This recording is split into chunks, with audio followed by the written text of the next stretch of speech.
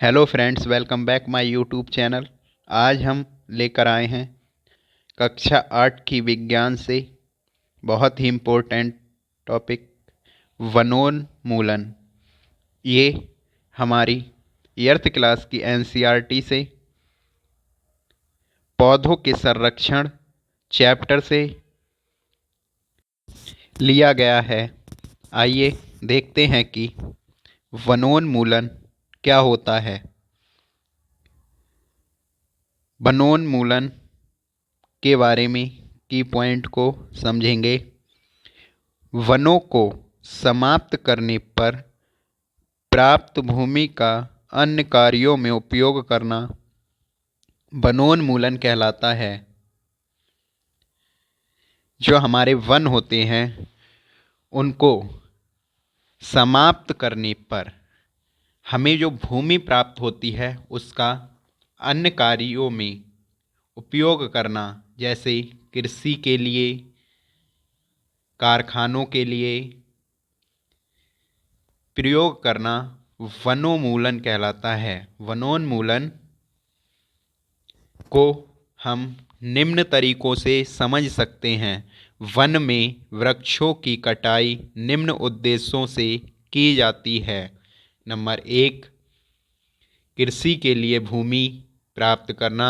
Number 2, घरों एवं कारखानों का निर्माण करना।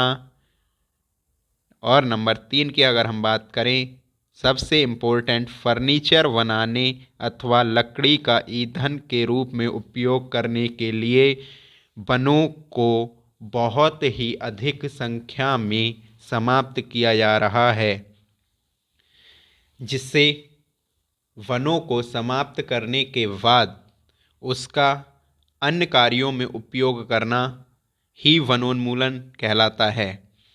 आइए देखते हैं वनोन्मूलन के परिणाम। वनोन्मूलन के निम्नलिखित परिणाम हो सकते हैं। वनोन्मूलन के परिणाम निम्न प्रकार हैं। नंबर 1, वनोन्मूलन से पृथ्वी पर ताप एवं प्रदूषण के स्तर में वृद्धि होती है। नंबर 2, इससे वायुमंडल में CO2 का स्तर बढ़ता है।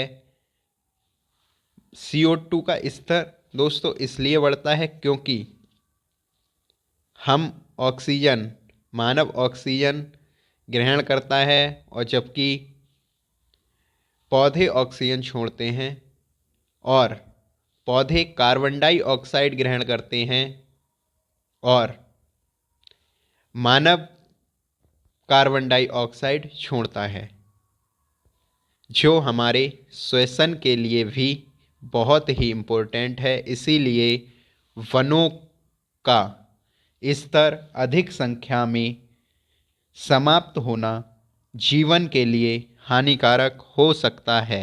आइए देखते हैं तीसरा पॉइंट, भौम जल स्तर का भी निम्नीकरण हो जाता है। जो भूमि में हमारा जल स्तर पाया जाता है उसका भी निम्नीकरण हो जाता है।